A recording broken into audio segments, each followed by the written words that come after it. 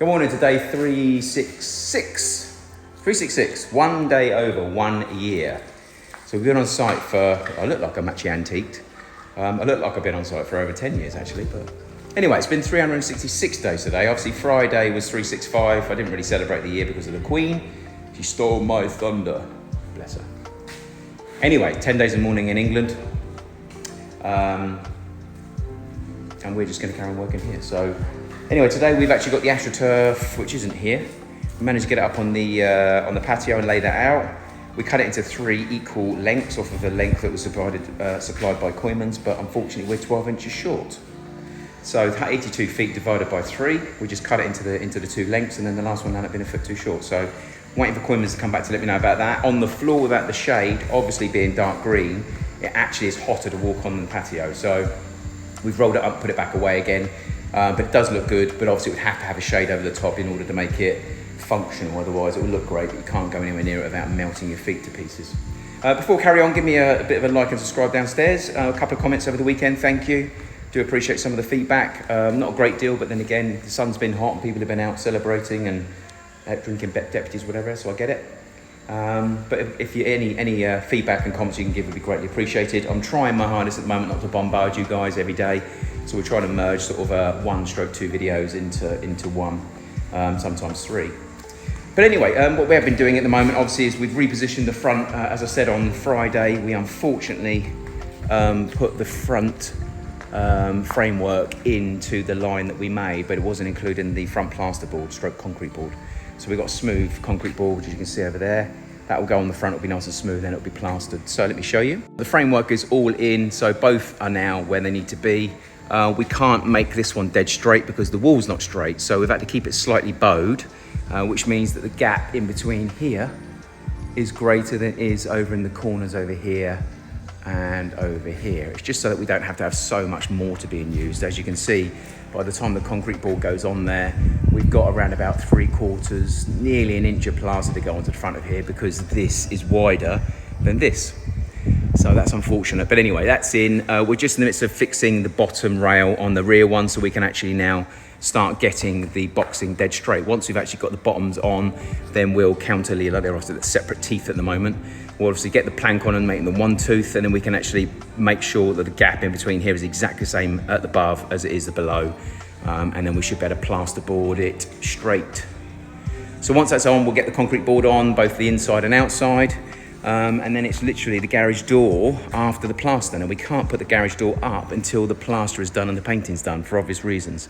Don't want to out covering our door in plaster and paint, and that's exactly what would happen if we put up too soon. So anyway, that's happening as we speak. I think we'll probably get that in and cut by the end of the day. So by the end of play today, I'm hoping to have that all boxed in and finished off, waiting for the plasterer to come potentially Wednesday. There's the one sheet. We've got a couple of sheets downstairs as well. Now I need to double check. The one downstairs may not be smooth. Not that it really matters because it's going to get covered, but I wanted smooth plasterboard, concrete board, not the rough stuff. And I think the one downstairs is rough, so I'd have to double check that. There's our Weldcrete, which you talked about. We've got the slate grey to go on the top, and we've got the Calypso blue, which is a very bright blue, as you can see, to go on the inside. And hopefully we should have our pool man coming this afternoon. We've got about 3 or 4 pool men that are coming to give us quotes. None of them so far have been that reliable. I've chased the one up that's coming today because it was going to come Saturday. He told me he didn't forget about me, but I'm the one chasing him, so he clearly did. Anyway, if anyone knows any decent, reliable pool men that actually want to earn some money and do what they say they do on the tin, let me know. I'll gladly take a phone call from them. Tyson, the part-timer, hasn't turned up again today, so this is what? Out of the 2 weeks worth of work, he's probably done 5 in total in 2 weeks, and he's not here again today. So Tyson, if you're watching this, pull your finger out. You haven't worked for 2 months, and now I'm giving you work, you're not turning up. But on all seriousness, I hope your mum's okay, because that's one of the reasons why he wasn't in last week. Yeah, so we're going to finish that off. That will take us probably the next 5-10 minutes, and then the plasterboard stroke concrete board will be next. I will check in with you after we've done that. I would have thought it's going to take us, let's say, another 5-10 minutes to finish this piece off in the wood, and then probably half an hour to an hour to cut the actual concrete board and get that fitted. So I'll give you an update as and when we're ready. But in the meantime, give me that like and subscribe, guys. Thank you. Okay, so we're at 12 o'clock. As This is a quick one. We're starting to get boarded up. Anyone watching the channel for the first time, welcome. Hope you're enjoying what we're doing so far. Have a look at the other 365 videos of torture. Let me know what you think. Shout out to Tony in London. Can't wait to have you back, buddy. I hope you're having a serious think about whether this year's the right year for you or not, or even next year. Get some serious money behind you, that's for sure. Anyone else on the island, as I've said in my previous videos, if you are considering building on the island, I seriously consider putting it off at least for 12 months until things settle, that's for sure. Materials and prices may stabilise. As I said earlier on in the video, we've obviously now stabilised the base by putting in the treated 2x4s. So before we seal up any more than we are now, we're going to spray the wood with pest treatment just to keep the bugs at bay. Now the downside is we've had to go a bit bigger than 24 inches on here because of the opening of the garage. Now sheets are 8x4, so cutting them dead in half, 24 inches, we've got a very slight gap at the top and a slight gap at the bottom. Now it will help the mortar bed in, but obviously we'll have to put some form of sealant in there to ensure the concrete beds in properly and doesn't create a weakness. So we've gone a bit higher on the base than we have the top because we're going to be chasing around here anyway. So obviously for the mortar that goes on here to be bedding in with here, it's going to be plastered right across, so we'll obviously chisel away around here, and this will have something to bond into as well, and we'll also board underneath that as well, but obviously we need enough to board underneath. Now the only board that we actually have is the construction concrete board that's for showers etc on the inside, so we're going to have to order another piece unfortunately. So I may very well go down to Queenman's, order a sheet, get it in the car park, cut it up and get it in the car and bring it here. Otherwise you're paying 30 to 100 for delivery. A couple of them looking a bit drunk, but it's reasonably stable and reasonably straight. That's the good news.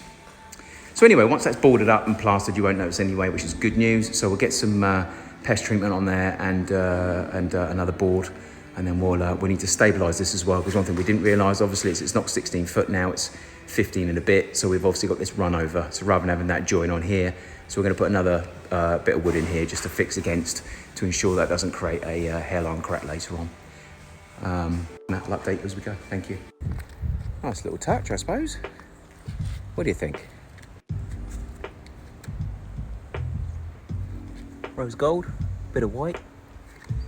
Do have it in dark grey and rose gold as well. I think maybe the dark grey and the door would look better. A nice little touch. Okay, so we're at 4 o'clock, bad hair day. Okay, so the first thing that happened, what happened? Okay, so we put smooth concrete board on the outside here because that was going to be the fascia finish, but we're plastering it anyway. And the inside can't be plastered because of the distance we have. The wall itself is bowed inside, so we don't have a great deal to do in there. So the concrete, the garage door is going to go straight across the top. So what we've done is we've taken the outside off and mounted it inside. So that's the smooth board in here. So we can get away with just filling the holes, sanding that down and putting the garage door straight over the top of it. The front, because we're actually having it plastered, we're going to use the concrete board, which is this flimsy, it's quite a flimsy board. You can use that for, you know, the back of showers and stuff like that. They actually call it concrete board here. So it's the same thing, but it's not smooth. It's not smooth. This is solid, heavy and smooth. This is flimsy and quite rigid. As a result of that, rigid or rigid, one of the two. But in here, obviously, the mortar has got a better chance of adhering to this than it has obviously the other stuff. So the other one is pretty much a finish. So we can literally fill that, sand that, paint that white, and that's all done. In here, what we're going to need to do is we're going to need to spray the pest treatment all on here. What's the stuff called we're using, Sherwin? What's the stuff we put in the thing the other day? Zapex? Zapex, is it? Something like that? Yeah, so I think it's called Zapex. You get it from Carter's. You dilute it in water and then spray it. So any wood, just spray it just in case. So obviously this is going to be outside, so it should be okay. But we're going to spray obviously with termite treatment all the way in here. Let that go off today with a bit of air, and then tomorrow we'll cut these down before we finish today so that all the dust is done. Then tomorrow we can fix these straight up. Now again, the downside, like I said, we're about 24.5 inches of width here, not including the bottom return plasterboard. and these are 4 foot dead, which is 24 inches. So the downsides we're having to place them in and balance them a little bit. So there's like a little bit of a gap at the bottom, a little bit of a gap at the top. That should help the mortar go in and adhere, in all fairness. And the other thing, anyone got any advice? In England, we would use a PVA glue and water, dilute it down, and we would roll that to ensure that the water obviously absorbs with the rubber PVA into the material, so that when you apply the actual mortar on top, the product doesn't absorb the water out of the product. So do I do that on here? They don't do that here, but I would assume we still should. I mean, especially with the sun. So I think, you know, once we get the board on there tomorrow, I think we should really get some form of PVA glue, compoundy, diluted stuff put on there, roll that on there, and then that way when he comes and does his mortaring over the top, then surely that should be okay. So obviously what he'll do is he'll chisel away again all the way around here, all the way down to here, and then he'll plaster over to those and smooth those around all the way over. What we will probably do is put high rib on this corner. We did do this lip here. We were thinking about, is it better that he actually plasters down to this lip rather than coming around?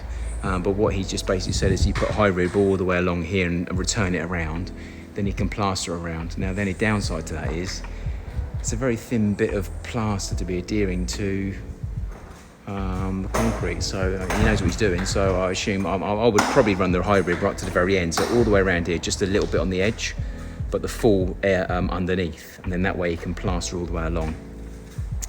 I think that's probably what's best to do. Anyway, that's his job. Best off, obviously, in the meantime, just getting this cut, getting that put up, and letting him deal with the high rib, etc. tomorrow.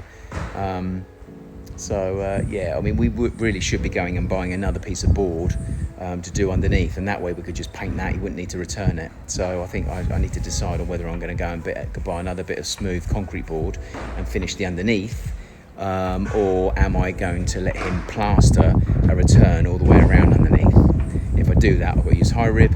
If you use high rib here, we're right next to the sea and the wind, and it only takes a matter of time before that plaster stroke paint allows the air to get into the concrete, and then it rusts from inside and then blows and then just pops off. So we don't want to do that, obviously. So anyway, apart from that, that's what we've done so far. I doubt I'm going to be checking in any more today. So day 366 finished. Tomorrow will be 367. I may upload what we've done today and then carry on tomorrow. And as I showed you just a minute ago, it was a quick snapshot. First attempt on our sign. Again, it's white, not grey. I brought the wrong one with me. Give me a feedback, let me know what you think. But I do have another one coming from England, but I think it's going to be better than that. But I thought we'd get something on there for now so that people can see what number this is. Anyway, have a great evening, and I'll check in with you guys tomorrow. Take care.